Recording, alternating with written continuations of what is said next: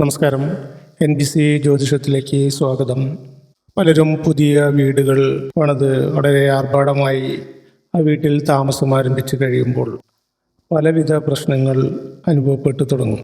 അത് ദാമ്പത്യ പ്രശ്നങ്ങളാവാം, തൊഴിൽപരവും സാമ്പത്തികവും ആയ പ്രശ്നങ്ങളാവാം, അങ്ങനെ പല വിധത്തിലുള്ള പ്രശ്നങ്ങൾ. ഇത് ആ വീട്ടിലുള്ള നെഗറ്റീവ് എനർജി മൂലമാണോ? അങ്ങനെയെങ്കിൽ ഒരു വീട്ടിൽ എങ്ങനെയാണ് പോസിറ്റീവ് എനർജി വർദ്ധിപ്പിക്കുന്നത്? ഇപ്പോ പഴയ വീടുകളുണ്ട്, പുതിയ വീടുകളുണ്ട്. അപ്പൊ എൻ്റെ അഭിപ്രായത്തില് നമ്മൾ പുതിയ വീട് നിർമ്മിക്കുന്നതുമായിട്ട് ബന്ധപ്പെട്ട് ആണ് നമ്മൾ തുടങ്ങുന്നതെങ്കിൽ വാസ്തു സംബന്ധമായിട്ട് വാസ്തു കറക്റ്റ് ചെയ്തുകൊണ്ട് ചെയ്യുന്നതാണ് ഉത്തമം. പല ആളുകളും വാസ്തു നോക്കേണ്ടതില്ല. അത് നമ്മളെ പല വിദേശ രാജ്യങ്ങളിലും അല്ലെങ്കിൽ നമ്മുടെ ഇന്ത്യക്ക് അകത്ത് തന്നെ കേരളത്തിന് വെളിയിലുള്ള സ്ഥലങ്ങളിലൊന്നും വാസ്തു ഒന്നും നോക്കുന്നില്ല. അവർ തോന്നിയ പോലെയൊക്കെ പണിയുന്നു എന്നൊക്കെ പലരും പറയുന്നുണ്ട്. പക്ഷെ നിങ്ങളൊന്ന് മനസ്സിലാക്കുക, നമ്മുടെ കേരളത്തിന്റെ പശ്ചാത്തലത്തില് തീർച്ചയായിട്ടും വാസ്തു നോക്കുന്നതാണ് ഉചിതം.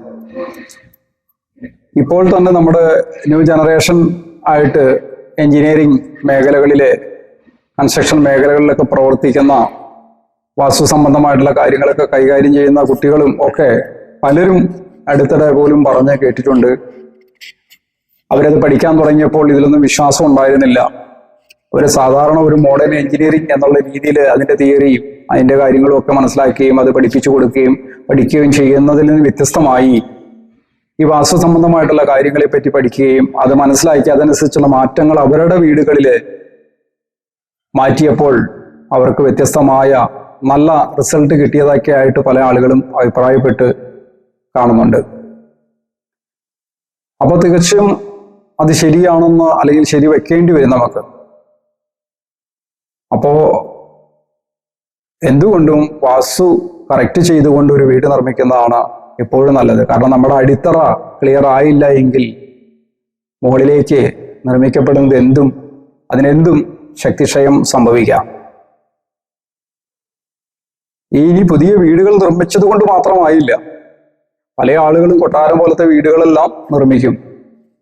പക്ഷെ അവിടെ ഒരു പോസിറ്റീവ് എനർജി ഉണ്ടാവണമെന്നുണ്ടെങ്കിൽ അവിടെ വൃത്തിയും വെടുപ്പും ആവശ്യമാണ്. നമ്മളൊരു കിടപ്പുമുറിയിൽ വെക്കേണ്ട സാധന സാമഗ്രികൾ മാത്രമേ വെക്കാൻ പാടുള്ളൂ. കിടപ്പുമുറിയിൽ വെക്കേണ്ട അടുക്കളയിൽ വെക്കേണ്ട സാധനങ്ങൾ കിടപ്പുമുറിയിലാണ് നമ്മൾ വെക്കുന്നതെങ്കിൽ അതിൻ്റെതായിട്ടുള്ള നെഗറ്റീവ് എനർജി അവിടെ ഉണ്ടാകപ്പെടും. ഇപ്പോ പല ആളുകളും ചോദിക്കാറുണ്ട്, കണ്ണാടി എവിടെ വെക്കണം, അലമാര എവിടെ വെക്കണം എന്നൊക്കെ. ഞാൻ അതുമായിട്ട് ബന്ധപ്പെട്ടൊക്കെ സംസാരിക്കാറുണ്ട്. നമ്മുടെ വീടുകളിലേക്ക് നിങ്ങളുടെ ധനം സമ്പാദനത്തിനാണെങ്കിൽ നിങ്ങളുടെ കന്നിമൂലയിൽ, അതായത് തെക്ക് പടിഞ്ഞാറേ മൂല, കന്നിമൂല എന്ന് പറയും, ആ കന്നിമൂലയുടെ സൈഡിൽ കോർണറിലായിട്ട് നിങ്ങളുടെ രേഖകളും പണസംബന്ധമായിട്ടുള്ള കാര്യങ്ങളും ഒക്കെ നിങ്ങളുടെ വിലപിടിപ്പുള്ള സാധന സാമഗ്രികളൊക്കെ അവിടെ സൂക്ഷിക്കുന്നത് വളരെ നല്ലതാണ്. അതുപോലെ തന്നെ നിങ്ങളുടെ ഡ്രസ്സുകളൊക്കെ വയ്ക്കുകയാണെങ്കിൽ അവിടുന്ന് കുറച്ച് നീക്കി മധ്യഭാഗത്തായിട്ട് നിങ്ങളുടെ ഡ്രസ്സുകളൊക്കെ അത് വൃത്തിയോടുകൂടി തന്നെ തൂക്കിയിടുകയും അലമാരികളിൽ വയ്ക്കുകയൊക്കെ ചെയ്യാം. അതുപോലെ തന്നെ കട്ടില് ഒക്കെ കിഴക്കോട്ട് തലവെച്ച് കിടക്കുന്ന രീതിയിലായിരിക്കണം. രണ്ടു തരത്തിൽ പറയുന്നുണ്ട്. ഒന്ന് തെക്കോട്ടും തലവെച്ച് കിടക്കാം, കിഴക്കോട്ടും തലവെച്ച് കിടക്കാം.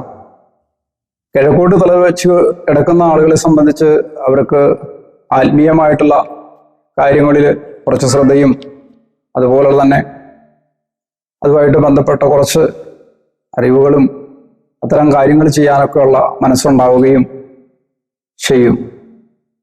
അതുപോലെ തന്നെ തെക്കോട്ടാണെങ്കിൽ സാമ്പത്തികമായിട്ടാണ് കൂടുതൽ നമുക്ക്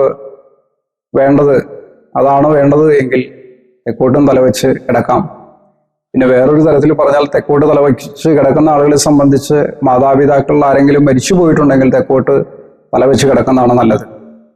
അല്ലാത്ത ആളുകളെ കിഴക്കോട്ട്, ഉത്തമം കിഴക്കോട്ടും തെക്കും നല്ലത് തന്നെ. അതുപോലെ തന്നെ ഒരു കാരണവശാലും നമ്മൾ കിടക്കുമ്പോൾ നമുക്ക് അഭിമുഖമായിട്ട് കിടക്കുമ്പോൾ കണ്ണാടി അല്ലെങ്കിൽ മിറർ വെക്കാതിരിക്കുക. അതെല്ലാം നമുക്ക് നെഗറ്റീവ് ഉണ്ടാക്കുന്ന ഒരു സംഭവമാണ്.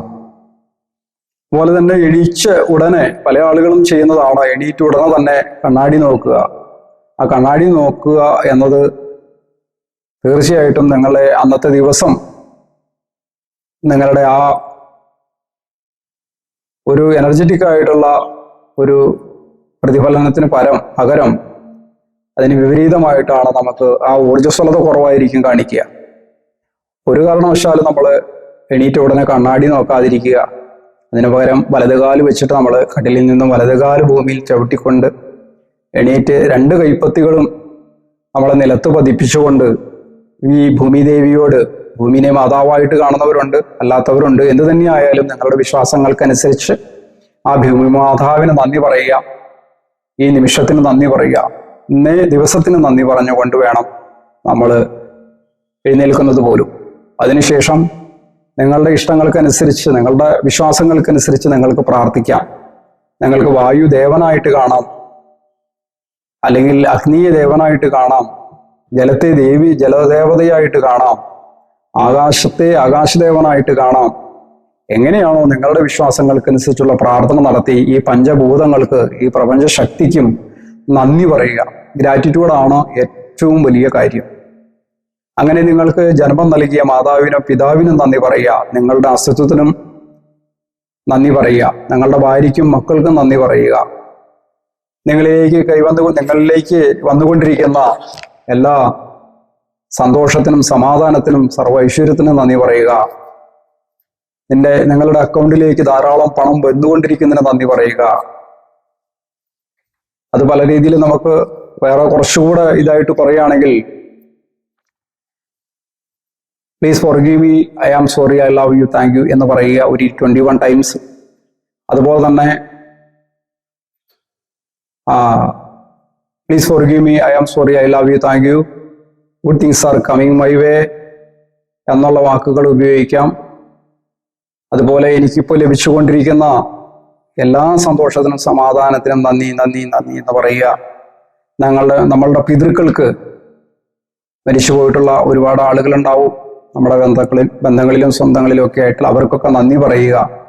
പ്രപഞ്ചശക്തിയോട് നന്ദി പറയുക, സർവചരാചരങ്ങൾക്ക് നന്ദി പറയുക, ഇന്നേ ദിവസത്തിന് നന്ദി പറയുക, കഴിഞ്ഞ ദിവസത്തിന് നന്ദി പറയുക.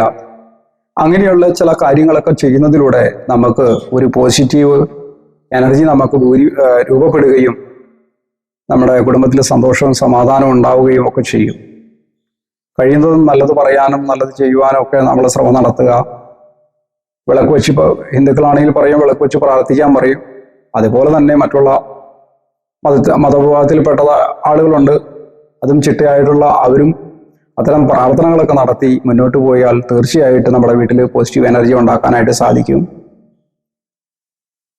ചില പോസിറ്റീവ് റെമഡീസ് പറയുകയാണെങ്കിൽ, നമ്മളുടെ വീട് ഗ്രഹം പൂർണ്ണമായും അടിച്ചു വൃത്തിയാക്കി പഴയ പഴയ സാധനങ്ങൾ, കുപ്പികളും ഉപയോഗശൂന്യമായിട്ടുള്ള വസ്തുക്കളും, അതുപോലെ തന്നെ മെഡിസിൻസ്, ഏറ്റവും കൂടുതൽ ഡേഞ്ചറസ് ആയിട്ടുള്ള ഒരു സാധനമാണ് അതിൻ്റെ നമ്മുടെ എക്സ്പയറി ഡേറ്റ് കഴിഞ്ഞ മെഡിസിൻസ് നമ്മുടെ വീടുകളിൽ കുഴമ്പുകളും ടാബ്ലറ്റുകളും കുപ്പികളൊക്കെ സൂക്ഷിക്കുക എന്നത്.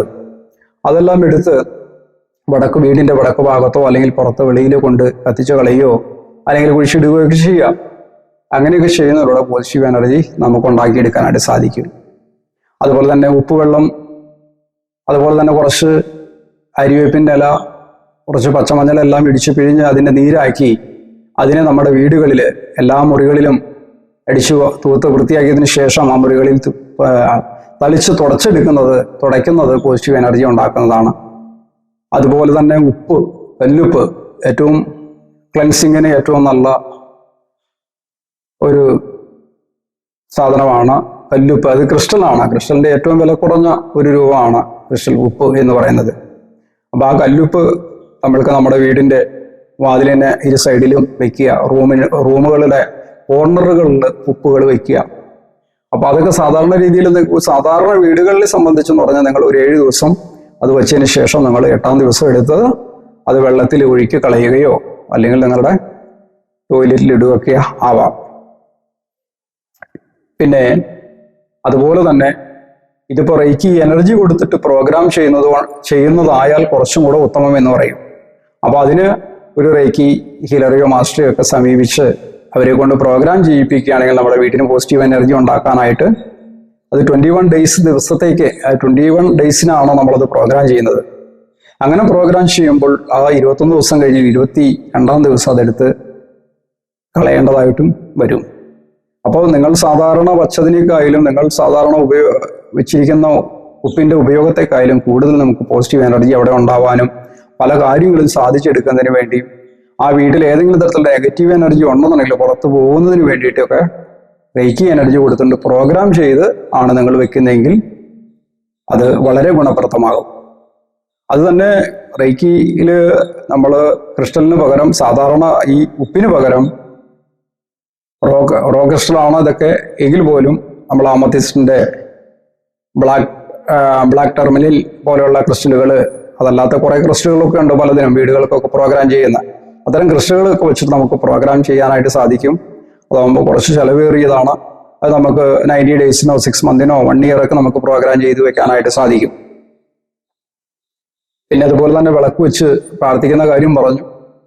വിളക്ക് വയ്ക്കുമ്പോൾ തീർച്ചയായിട്ടും നിങ്ങൾ ശ്രദ്ധിക്കേണ്ട ഒരു കാര്യം, കഴിവതും നിങ്ങൾ ഭദ്രദീപം കൊടുക്കുക എന്ന് പറയും. 5 തിരിയിട്ട് വിളക്കാണ് നിങ്ങൾ കൊടുത്തെങ്കിൽ വളരെ നന്നായിരിക്കും. അത് കത്തിക്കുമ്പോൾ പോലും അത് നമ്മളത് ഒരിക്കലും അത് കരിന്തിരി കത്തരുതെന്ന് പറയും. ഇത് തിരി താനെ കെട്ട് അണഞ്ഞു പോകാൻ പാടില്ല. കാറ്റ് വരും, ചിലപ്പോൾ സ്വാഭാവികമായിട്ടും വിളക്കണയും. അതിലൊന്നും നമ്മൾ തെറ്റിദ്ധാരണ വേണ്ട, തെറ്റായിട്ട് ധരിക്കേണ്ട ആവശ്യമില്ല. അതൊക്കെ സ്വാഭാവികമായിട്ട് സംഭവിക്കുന്നതാണ്. പക്ഷെ എങ്കിൽ പോലും തിരി കത്തി കരിഞ്ഞ് എണ്ണ തീർന്ന് കരിഞ്ഞു പോകാതെ വിളക്ക് കരിയാകാതെ ശ്രദ്ധിക്കുക എന്നുള്ളതാണ്. അതുപോലെ തന്നെ അഗ്നിമൂലയുടെ ഭാഗത്ത് നിങ്ങൾക്ക് അവിടെ അഗ്നികോണിലല്ല അടുപ്പ് എങ്കിൽ നിങ്ങൾക്ക് വേണമെങ്കിൽ അവിടെ ഒരു ചിരാത് കത്തിച്ച് വയ്ക്കാം. സന്ധ്യാസമയങ്ങളിൽ ഒരു തൂക്കുവിളക്ക് ഇട്ടുകൊണ്ട് ആ പ്രശ്നത്തെ പരിഹരിക്കാൻ ആയിട്ട് സാധിക്കും. അത് നമ്മൾ തെക്ക് കിഴക്കേ മൂലയാണോ അഗ്നികോണ് എന്ന് പറയുന്നത്. അപ്പൊ നിങ്ങൾ അഗ്നികോണിലാണ് സാധാരണ രീതിയിൽ അടുക്കളയുടെ 1-ാം സ്ഥാനം. ഇപ്പോൾ നമ്മുടെ കേരളത്തിൽ എടുത്തു നോക്കിക്കഴിഞ്ഞാൽ ഈശാന കോണില്, അതായത് വടക്ക് കിഴക്കേ മൂലയിലാണ് കൂടുതലും അടുക്കള കണ്ടുവരുന്നത്. അത് ശരിക്കും പറഞ്ഞാൽ അത് വാസ്തുപുരുഷ മണ്ഡലത്തിന്റെ തലഭാഗമാണ്. ആ തലഭാഗത്ത് ഒരു കാരണവശാലും അടുക്കള വരാൻ പാടില്ല എന്നാണ് പറയുന്നത്. അപ്പോ അഗ്നിമൂലയിൽ നമ്മൾക്ക് അടുക്കള നിർമ്മിക്കാൻ കഴിഞ്ഞില്ല എങ്കിൽ നമ്മൾക്ക് പിന്നെ 2-ാം സ്ഥാനമായിട്ട് നിൽക്കുന്നത് വായുകോണിനാണ്. 2-ാം സ്ഥാനം, അതായത് വടക്ക് പടിഞ്ഞാറേ മൂല, അത് ഉത്തമമാണ്. പിന്നെ 3-ാമതാണ് വരുന്നത് ഈ പറയുന്ന ഈശാനകോൺ എന്ന് പറയുന്ന വടക്ക് കിഴക്കേ മൂല. അവിടെയാണ് നിങ്ങളുടെ അടുക്കളയുടെ സ്ഥാനമെങ്കിൽ കേരളത്തിൽ ഏറ്റവും കൂടുതൽ അടുക്കളയുടെ സ്ഥാനം വടക്ക് കിഴക്കേ മൂലയിലാണ് കണ്ടുവരുന്നത്. അതിനൊരു കാരണം അത് കാറ്റിന്റെ ഗതിയുമായിട്ട് ബന്ധപ്പെട്ടിട്ടാണ്. കാരണം നമുക്ക് കൂടുതലും തെക്കു ഭാഗത്തുനിന്ന് വരുന്ന ആഞ്ഞടിക്കുന്ന കാറ്റും പടിഞ്ഞാറ് ഭാഗത്തുനിന്ന് വരുന്ന കാറ്റും അത് കൂടുതലായിട്ട് ബാധിക്കുന്നത് നമ്മുടെ വീടിനുള്ള അകത്ത് ബാധിക്കും. അപ്പോ അത് നമ്മുടെ യഥാർത്ഥ സ്ഥാനമായിട്ടുള്ള തെക്ക് കിഴക്കേ മൂലയായിട്ടുള്ള അഗ്നികോണിൽ പണിയുന്ന സമയത്ത് കാറ്റ് മൂലം നമ്മുടെ അകത്തുള്ള മറ്റുള്ള മുറികളിലേക്കെല്ലാം അത് പുകയും തീയും ചൂടൊക്കെ വ്യാപിക്കാനുള്ള സാധ്യത ഉള്ളത് കൊണ്ടാണ് കുറച്ചുകൂടെ സുരക്ഷിതം എന്നോണം ഈശാനകോണില് ആളുകൾ അടുക്കള പണിയുന്നതിന്റെ കാരണം. അപ്പോ ഒരു കാരണവശാലും തലയുടെ ഭാഗത്ത്, വാസ്തുപുരുഷ മണ്ഡലത്തിന് തലയുടെ ഭാഗത്ത് വരാൻ പാടില്ല, അടുക്കള വരാൻ പാടില്ല എങ്കിലും നമ്മൾക്ക് അവിടെ ആ സ്ഥാനം ശരിക്കും പറഞ്ഞാൽ കിണറിന്റെ സ്ഥാനമാണ്. അപ്പൊ കിണർ പണിയാൻ നമുക്ക് അവിടെ സാധിച്ചില്ല എങ്കിൽ, അവിടെ പല വീടുകളിലും പല ആളുകളും പറഞ്ഞു കേട്ടിട്ടുണ്ട്, എനിക്ക് അവിടെ കിണർ വെക്കാനായിട്ട് സാധിക്കില്ല, കാരണം ആ സ്ഥലത്തിന്റെ കിടപ്പ് അങ്ങനെയാണ്, അതുകൊണ്ട് ഞാൻ അവിടെ അടുക്കള പണിതു, എനിക്ക് അവിടെ കിണർ കുഴിക്കാനായിട്ട് കഴിഞ്ഞില്ല, ഞാൻ എന്ത് ചെയ്യണം എന്ന് ചോദിക്കാറുണ്ട്. അത്തരക്കാർക്കുള്ള ഒരു റെമഡിയാണ് ഞാൻ പറയുന്നത്. അങ്ങനെയാണ് നിങ്ങൾ വീടിന്റെ അടുക്കള പണിതിട്ടുണ്ട് എങ്കിൽ രാവിലെ തന്നെ എണീക്കുമ്പോൾ ഒരു ഗ്ലാസ് വെള്ളം എടുത്ത് നിങ്ങളുടെ ഈശാനകോണിന്റെ, അതായത് വടക്ക് കിഴക്കേ മൂലയുടെ കോർണറിൽ ഒരു ഗ്ലാസ് വെള്ളം എടുത്തു വെച്ചതിന് ശേഷം അത് വൈകുന്നേരമാകുമ്പോൾ എടുത്ത് കളയുക. അപ്പൊ അവിടെ അതൊരു പോസിറ്റീവ് എനർജി ആയിട്ടും മാറും നിങ്ങൾക്ക്. കാരണം എന്ന് പറഞ്ഞാൽ അവിടെ കിണറിന്റെ സ്ഥാനം നമുക്കില്ല, കിണറില്ല, അവിടെ വെള്ളത്തിന്റെ സ്ഥാനമാണത് ശരിക്കും അവിടെ ഇല്ലാത്തത് കൊണ്ട്. അതുപോലെ തന്നെ വാസ്തുപുരുഷ മണ്ഡലത്തിന്റെ കാൽപാദം വരുന്ന കന്നിമൂല എന്ന് പറയുന്ന തെക്കു പടിഞ്ഞാറേ മൂല എപ്പോഴും ഉയർത്തി, അത് നിങ്ങളുടെ മുറ്റമാണെങ്കിലും അതുപോലെ നിങ്ങളുടെ കെട്ടിടത്തിന്റെ നിർമ്മിതിയാണെങ്കിൽ പോലും അല്പം ഉയർത്തി പണിയുന്നതാണ് നല്ലത്. ശരിക്കും പറഞ്ഞാൽ അവിടെ നന്നായിട്ട് വെയിറ്റ് വരണം, അവിടെ 100% വെയിറ്റ് ആവാമെന്നാണ് പറയുന്നത്. അതേസമയം ഈശാന കോണിൽ വരുന്ന 0% ആണ്. മറ്റുള്ള ഭാഗങ്ങളിൽ 50, 75, 25 എന്നുള്ള രീതിയിലൊക്കെ നമുക്ക് നിശ്ചയിക്കാം. അപ്പൊ അതെല്ലാം ശ്രദ്ധിക്കുക. അത്തരം കാര്യങ്ങളിലൂടെ നമുക്ക് പോസിറ്റീവ് എനർജി ആ വീടിനും അതുപോലെ തന്നെ വീട്ടുകാർക്കും സന്തോഷവും സമാധാനവും സമ്പൽ സമൃദ്ധിയൊക്കെ ഉണ്ടാവാനായിട്ട് അതേപോലെ വാസ്തു ക്ലിയർ ചെയ്യുക എന്നുള്ളതാണ്. ഇതിപ്പോൾ പഴയ വീടുകളിലാണെങ്കിൽ പോലും നിങ്ങൾക്ക് ഇത്തരം കാര്യങ്ങളിലൂടെ ചെയ്ത് പോസിറ്റീവ് എനർജി ഉണ്ടാക്കാനായിട്ട് സാധിക്കും. അതുപോലെ തന്നെ ഞാൻ പറഞ്ഞു, ഗ്രാറ്റിറ്റ്യൂഡ്, എന്തിനും ഏതിനും നിങ്ങൾ നന്ദി പറയുക എന്നുള്ളതാണ്. അതാണ് ഏറ്റവും വലുത്. ഒരു ഗ്രഹത്തിനെ സംബന്ധിച്ചിടത്തോളം ഏറ്റവും പ്രധാനപ്പെട്ടതായിട്ട് നിൽക്കുന്ന ഒരു സ്ഥാനമാണ് ബ്രഹ്മസ്ഥാനം. ബ്രഹ്മസ്ഥാനം എന്നത് ഒരു വീടിന്റെ നമ്മൾ ചതുരം കണക്കാക്കി, അല്ലെങ്കിൽ നിങ്ങൾ ദീർഘചതുരമായിക്കോട്ടെ സമചതുരമായിക്കോട്ടെ കോണോട് കോൺ വരയ്ക്കുമ്പോൾ അതിൻ്റെ മധ്യഭാഗമാണ് ബ്രഹ്മസ്ഥാനം എന്ന് പറയുന്നത്. അപ്പോൾ മധ്യഭാഗത്ത് 0 വേണ്ടത്, 0% ആണ്. അവിടെ ശൂന്യമാണ് വേണ്ടത്.